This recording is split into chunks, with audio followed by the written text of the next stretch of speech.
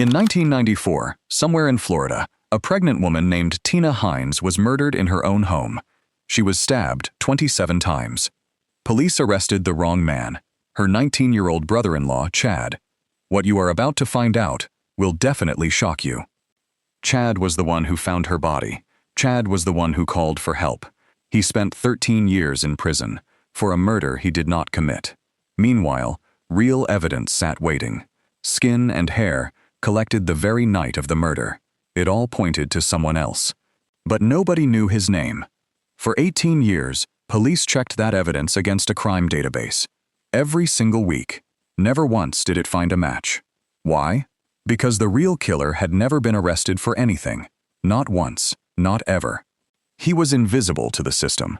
Not because he was clever, but because, on paper, he looked innocent. It would take a brand new kind of science to catch him. Science that didn't search for his crime. It searched for his family instead. This is how one man stayed hidden for 31 years, and how a piece of skin under a dying woman's fingernails finally spoke. If you are new here, kindly tell us in the comments section where you are watching from, and if cases like this interest you, hit the subscribe button as we go deep into this shocking story. Picture a small town near a naval base in Florida. It's barely a town at all. It exists because of the Navy. Gray ships line the docks. Young sailors fill the streets. Most of them are barely out of their teens. The Cold War has just ended. America finally feels safe. Young couples get married fast here. They start families fast too. That's just how it works in a Navy town. Tina Heins is one of those young wives. She is 20 years old, newly married, 15 weeks pregnant with her first child. Her husband is Jeremy Heins. He's a sailor stationed at the base. His wedding ring still feels new on his hand. They live in a small apartment. Nothing fancy. A starter home for a starter family. Jeremy works nights. That's just Navy life. Long shifts. Short sleep. A wife waiting at home. Living with them is Jeremy's younger brother. His name is Chad. He's 19 years old. He sleeps on the living room couch. It's a simple family arrangement. A brother needs a place to stay. There's one more person in this picture. He doesn't live there, but he's close. Closer than almost anyone. His name is Michael Shane Ziegler. He is Jeremy's best friend. They served together in the Navy. They built a fast, deep kind of friendship, the kind that military life creates quickly. When Jeremy married Tina, there was no question who would stand beside him. Ziegler was the best man. He stood at the altar. He watched Jeremy place the ring on Tina's finger. By every measure that matters, he was family. Hold on to that image, because it's the key to everything that happens next. Every cold case has one night that changes everything. For this family, that night is April 17, 1994. Jeremy is at the base, working the overnight shift. Just a normal night. At some point, someone comes to the apartment. We don't know what was said. We don't know if Tina opened the door herself, but we know what was left behind. Tina was stabbed 27 times. Say that number slowly. 27. That is not a moment of panic. That is not one scared, defensive strike. 27 wounds is rage. It's a person who didn't stop until there was nothing left to stop. Chad was asleep on the couch, just a few feet away. He woke up. Not from any sound. He woke up from the smell of smoke. Someone had set a fire in the apartment, after the murder. On purpose, they were trying to burn away the evidence. Chad found Tina. Chad put out the fire before it could spread. And Chad called for help. Think about that for a second. The person who found the crime, the person who saved the evidence, the person who called the police, is the same person police would charge with murder, just 10 days later. When officers arrived the next morning, they found Tina Heins dead, 20 years old, 15 weeks pregnant. On her hands were defensive wounds. She had fought back. She scratched her attacker hard enough to pull skin and hair from his body. In her final moments, she fought. Investigators collected everything they could find.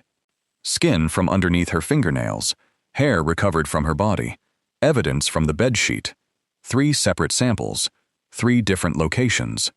When the lab results came back, all 3 pointed to the exact same man. Not Jeremy. Not Chad. A third man. A stranger to the case file. But not, as it turns out, a stranger to the family. No weapon was ever found. Even in 1994, the evidence was already telling the truth. Police just weren't ready to hear it. Here's where this story turns from tragedy into injustice. Despite 3 DNA samples pointing to an unknown third man, police focused on someone else entirely. Chad Heins, 19 years old. No criminal record.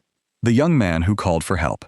10 days after the murder, Chad was charged with murder. Let's be clear about the evidence against him. There was none. No blood on his clothes.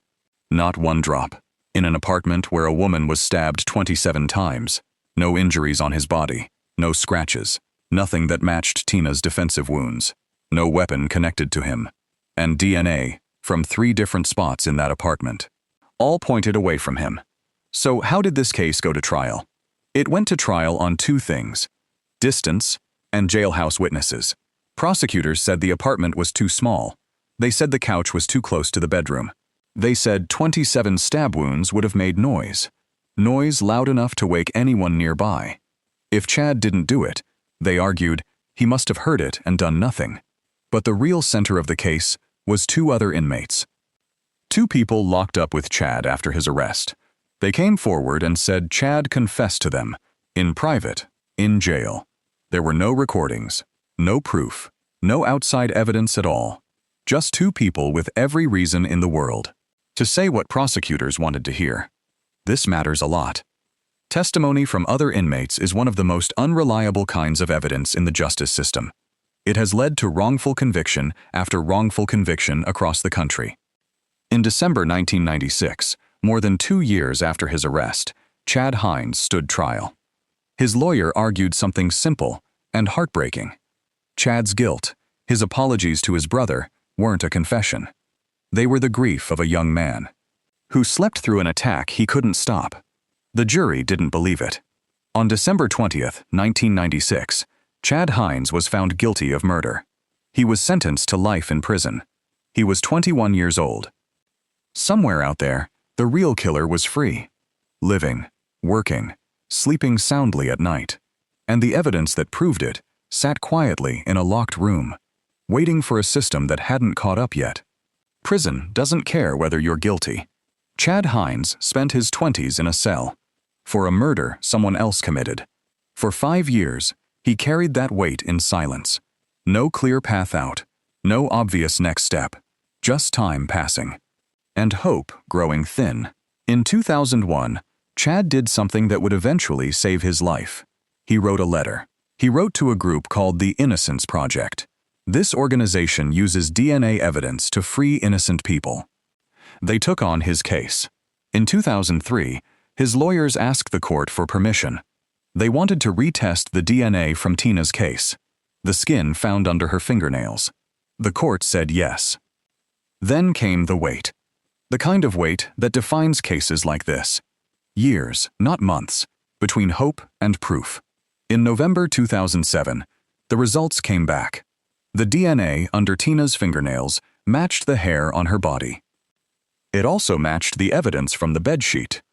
All 3 pointed to the same man. That man was not Chad Heins.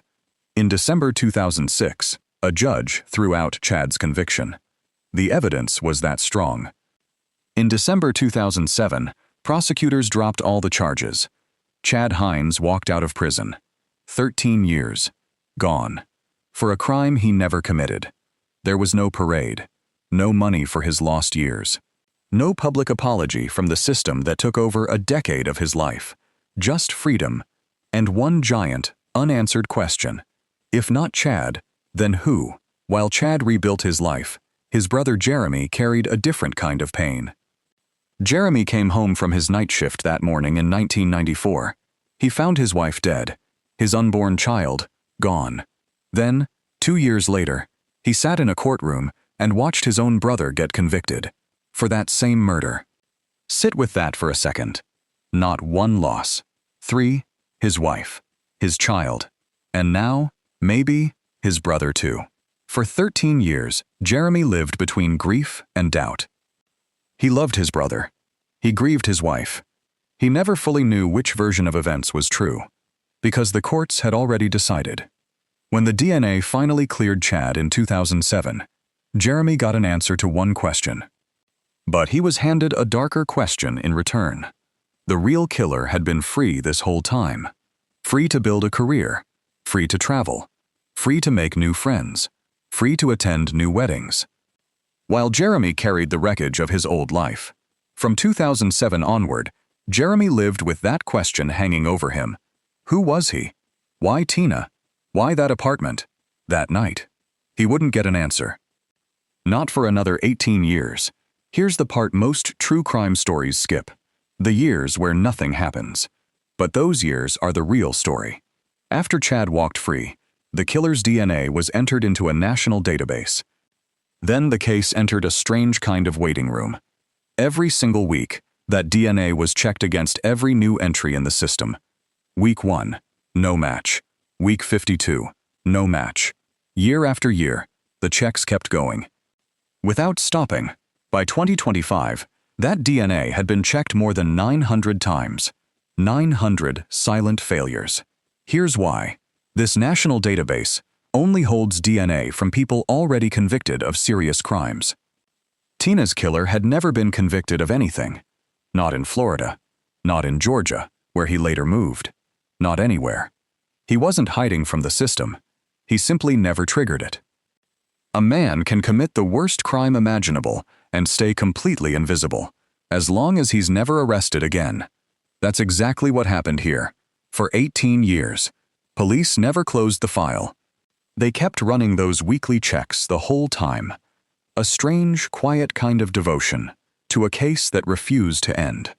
But by 2021, everyone working the case understood something. The old system was never going to solve this on its own. Something new was needed. A method that didn't wait for the killer to slip up. A method that searched for his family instead. To understand how this case finally broke open, we have to go back to California. The year is 2018. For over 40 years, a man named Joseph James DeAngelo evaded capture. He was one of the most violent offenders in American history. More than a dozen murders. Dozens of assaults. Over 100 break-ins. He was never caught because his DNA had never entered any police database. Investigators tried something new.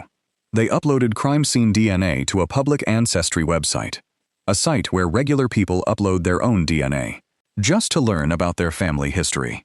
The DNA didn't match DeAngelo directly. It matched his distant relatives. From those distant matches, investigators built a family tree. They worked backward, generation by generation, slowly narrowing it down, until only one name remained. DeAngelo was arrested. The press called him the Golden State Killer. It was a massive moment for crime solving. For the first time, a case was solved using DNA from people who had never committed any crime. His own relatives. This meant something huge. Anyone with a family member who ever used an ancestry website could now be found, criminal record or not. In Jacksonville, a prosecutor named Melissa Nelson took notice. She had promised to solve old, unsolved cases in her city. By 2021, state police recommended sending Tina's DNA to a private lab. The lab is called Othram. It's based in Texas. Their whole mission is finding people through old, damaged DNA. The exact kind of DNA sitting in a Jacksonville evidence room since 1994. Nelson approved the transfer. DNA from under Tina's fingernails. From the hair on her body. From the bedsheet. 27 years old. Sent to Texas for one final attempt. At the lab, scientists read the DNA. They uploaded it to public ancestry websites. The first results weren't close matches. They were distant ones. Fourth cousins. Fifth cousins. People who shared just a small piece of DNA with the killer. From there, genealogists did painstaking work. Birth records. Marriage records. Death records. Old newspaper archives.